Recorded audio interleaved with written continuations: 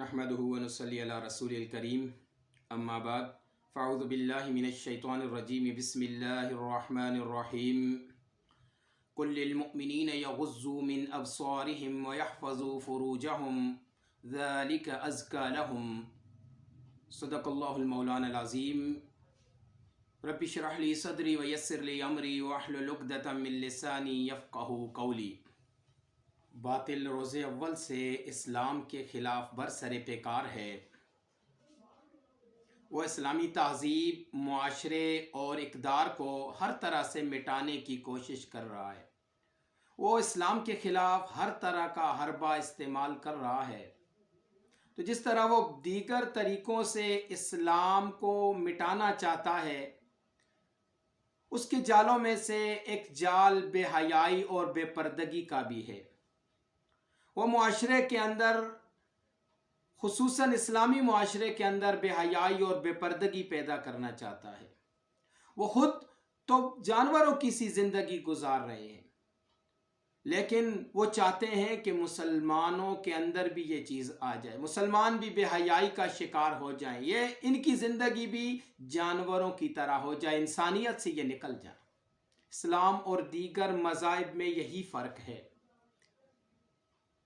कि दीगर मज़ाहिब गुनाह के असबाब मुहैया करते हैं, बुराई के असबाब मुहैया करते हैं, और जब कोई आदमी बुराई का इर्तिकाब कर लेता है, जुर्म कर लेता है, तो उसके बाद उसको सज़ा देते हैं, और सज़ा भी अपनी तरफ से इख्तियार की हुई होती है।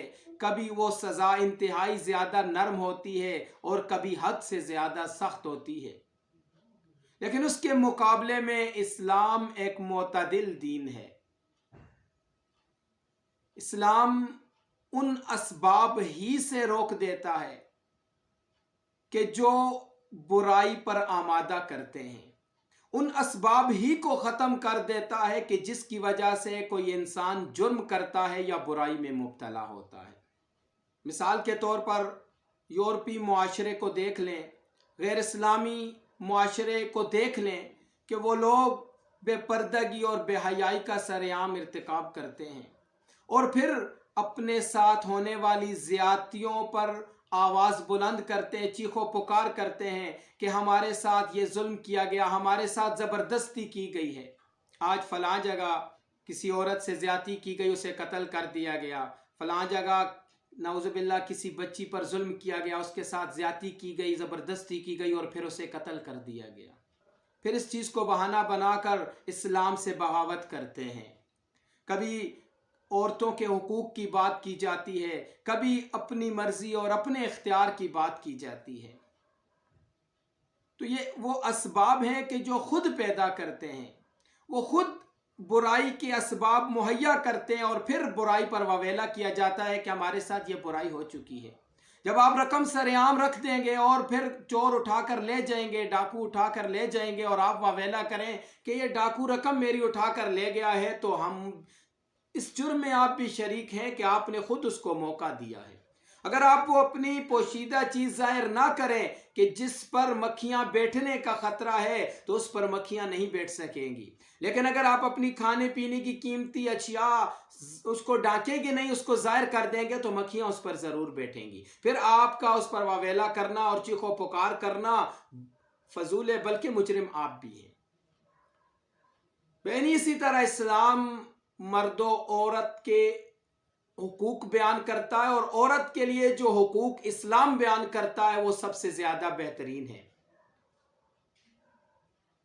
मर्द को हुक्म दिया कि मर्द अपनी निगाहें, मोमिन मर्दों को चाहिए कि वो अपनी निगाहें झुका के रखें, अपनी शर्मगाहों की हिफाजत करें।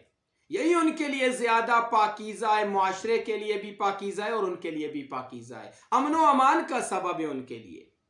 और इसी तरह औरतों को भी हुक्म दिया कि वो अपने निगाहें झुका के रखें, अपने आप को पर्दे में रखें, और ज़ेबो ज़ीनत को अपनी लोगों के सामने जाहिर न करें। और यही वो बेहतरीन तरीका है कि जिसकी वजह से वो लोगों की हवस भरी नज़रों से महफूज रहेंगी, बुरे लोगों से महफूज रहेंगी।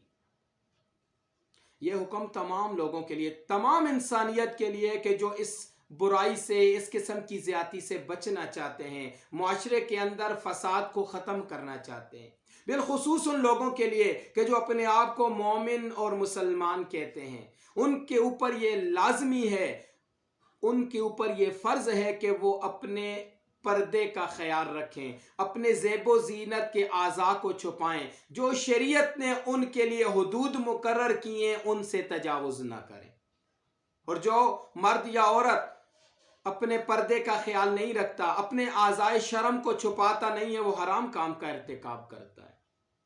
لیکن اگر آج کے اس دور میں کوئی عورت کہتی ہے کہ میرا جسم میری مرضی، تو اس طرح کہنے سے ہی وہ اسلام سے خارج ہو جاتی ہے۔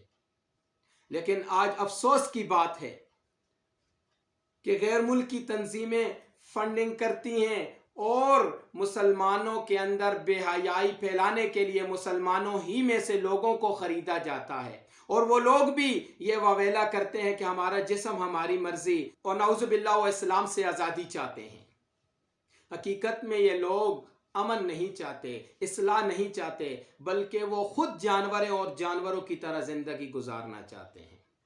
اور وہ لوگ کہ جو سرعام بغاوت کا ارتکاب کر رہے ہیں، وہ لوگ کہ جو کہتے ہیں ہمارا جسم ہماری مرضی، وہ لوگ جو کہتے ہیں کہ میرا مال میری مرضی، وہ سرعام اسلام کے باغی ہیں، وہ اللہ اور اس کے رسول کے باغی ہیں، وہ کفر کا ارتکاب کر رہے ہیں۔ اس کے بعد ہماری یہ ذمہ داری ہے کہ ان لوگوں کو بھی جواب دیا جائے اور اپنے معاشرے کے اندر اسلامی ماحول پیدا کرنے کی کوشش کی جائے، اپنے بچوں کو اپنے گھروں میں اپنی خواتین کو اسلامی تعلیمات سے آراستہ کیا جائے، اسلامی تعلیمات دی جائیں تاکہ وہ ان برے لوگوں کا، ان جانوروں کا شکار نہ ہو۔ اللہ تعالیٰ سے دعا کہ عمل کرنے کی توفیق عطا فرمائے۔ وآخر دعوانا الحمدللہ رب العالمین۔